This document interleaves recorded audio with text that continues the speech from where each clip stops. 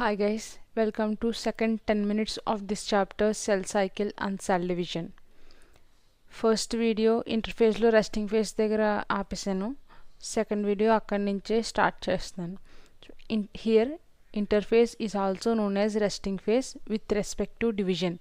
Cell అనేది divide అవ్వట్లేదు కాబట్టి ఇంటర్ఫేస్ని రెస్టింగ్ ఫేస్ అని అంటాం.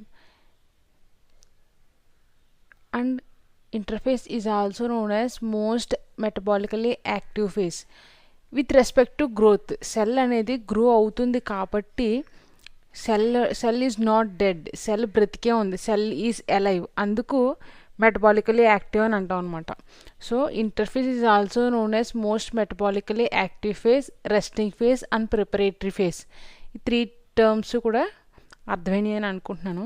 So interface further divided into 3 more phases, that is G1, S and G2. ఈ G1, S, G2 gap 1, S అంటే సింథటిక్ ఫేజ్ అండ్ G2 ఈ ఫేజెస్ అనేవి ఈ సీక్వెన్షియల్ ఆర్డర్లోనే జరగాలి. ఈ ఆర్డర్ అనేది ఈ ప్రాసెస్ అంతా జీన్స్ కంట్రోల్లో ఉంటుందన్నమాట. ఫస్ట్ G1 జరగాలి, తర్వాత S, తర్వాత G2 జరగాలి. అలా కాకుండా ఫస్ట్ S జరిగి మళ్ళీ G2కి వస్తాను, లేదా ఫస్ట్ G2 జరిగి మళ్ళీ G1కి వస్తాను, ఫస్ట్ G2 జరిగి మళ్ళీ Sకి వస్తానంటే అలా ఉండదు. ఒక సీక్వెన్షియల్ ఆర్డర్లోనే జరగాలి. ఇది ఎన్సీఆర్టీ లైన్, అందుకు ఎక్కువ స్ట్రెస్ చేసి చెప్తున్నాను. ఈ సెల్ గ్రోత్ అన్నది ఒక సీక్వెన్షియల్ ఆర్డర్లోనే జరగాలి. గ్రోతే కాదు, డివిజన్ కూడా ఒక సీక్వెన్షియల్ ఆర్డర్లోనే జరగాలి. ఇది ఇంటర్ఫేస్. ఎంఫేజ్ కోసం చెప్తాను. M phase is also known as mitotic phase. ఎందుకు ఎంఫేజ్ని మైటాటిక్ ఫేజ్ అంటారంటే, చాలామంది టీచర్స్ ఎంఫేజ్ని మైటాటిక్ ఫేజ్ అని ఎందుకు అంటారో అసలు చెప్పరు. ఎందుకు అంటారన్న డౌట్ స్టూడెంట్స్కి కూడా రాదు, కానీ నేను చెప్తున్నాను. సెల్ డివిజన్ అనేది 2 types, ఒకటి మైటోసిస్, ఇంకొకటి మియోసిస్. మనం ఈ చాప్టర్లో మేజర్గా ఎగ్జాంపుల్ హ్యూమన్ బీయింగ్స్ని తీసుకుంటాం.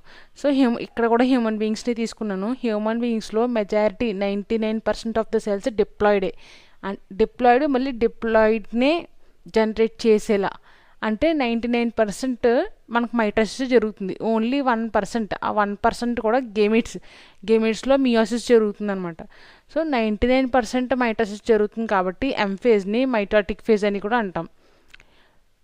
సో ఇక్కడ ఒక బిట్ రావచ్చు, ఏంటి మొత్తం హోల్ సెల్ సైకిల్లో మోస్ట్ డ్రామాటిక్ ఫేజ్ ఏది అనేది. Most dramatic phase in whole cell cycle is M phase. మనకి ఈ క్వశ్చన్ ఇచ్చే ఆప్షన్స్ ఇస్తారు, G1, S, G2 లేదా M అని. అప్పుడు ఎంఫేజ్ అని ఆన్సర్ టిక్ చేయాలి. మోస్ట్ డ్రామాటిక్ ఫేజ్ గుర్తుపెట్టుకోండి. సో ఎంఫేజ్ మళ్ళీ further divided into 2 types, karyokinesis and cytokinesis. 2 phases, karyokinesis and cytokinesis. Karyokinesis అంటే తెలిసిందే ఈ definitions, division of nucleus and division of cytoplasm respectively, karyokinesis and cytokinesis. So ఈ karyokinesis మళ్ళీ ఫర్దర్గా 4 phases, prophase, metaphase, anaphase, telophase. వీటినే మనం పీమెట్ అని కూడా అంటాం. సో ఇక్కడ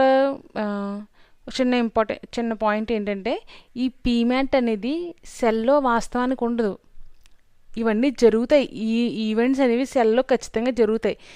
కానీ ఈ ఈవెంట్స్ మనం అర్థం చేసుకోవడానికి, అంటే స్టడీయింగ్ పర్పస్కి, అండర్స్టాండింగ్ పర్పస్కి మాత్రమే పెట్టుకున్న పేర్లు ఈ పీమెట్ అనేవి. మనకి ఇది అవసరం లేదు, కానీ జస్ట్ మీకు ఒక ఇన్ఫర్మేషన్ కోసం చెప్తున్నాను అంతే. నేను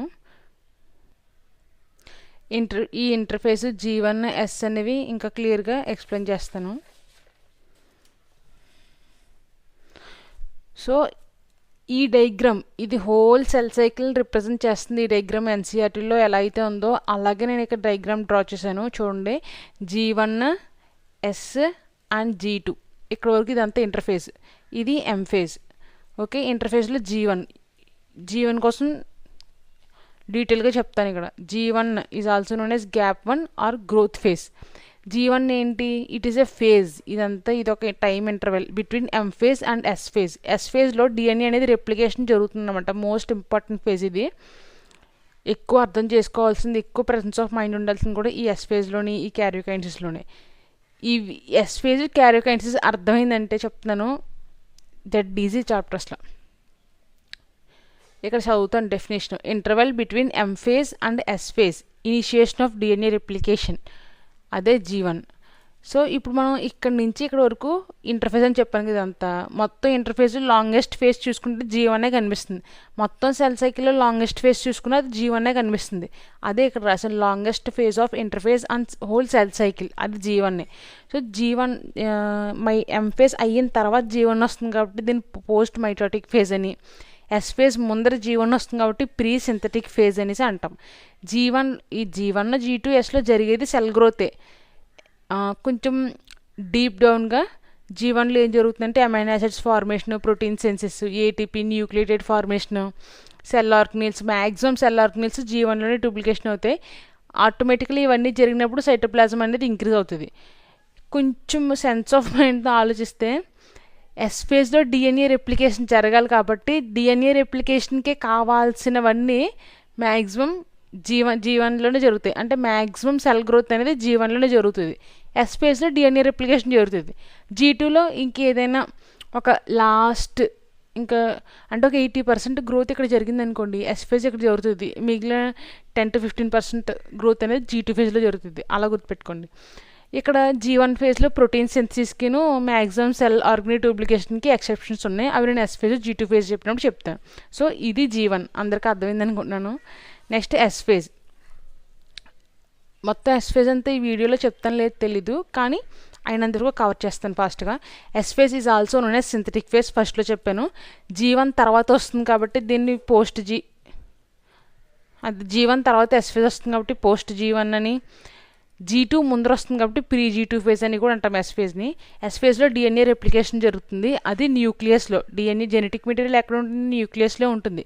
అందుకు DNA రెప్లికేషన్ అనేది న్యూక్లియస్లో జరుగుతుంది. సెంట్రియోల్ డూప్లికేషన్ అనేది సైటోప్లాజంలో జరుగుతుంది. సైమల్టేనియస్గా జరుగుతాయి అనమాట. ఇది నేను G1లో ప్రోటీన్ సెన్సెస్కి ఎక్సెప్షన్ అని చెప్పాను కదా, అదే ఎస్ ఫేజ్లో హిస్టోన్ ప్రోటీన్స్ ఫామ్ అవుతాయి. G2 ఫేజ్లో కూడా ఒకటి ఉంటుంది, అది G2 చెప్పినప్పుడు చెప్తాను.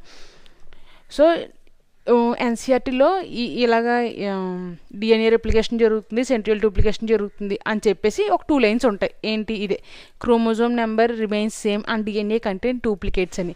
సో ఈ 2 పాయింట్స్ని అర్థం చేసుకోవడానికి మ్యాక్సిమం గగనంగానే ఉంటుంది.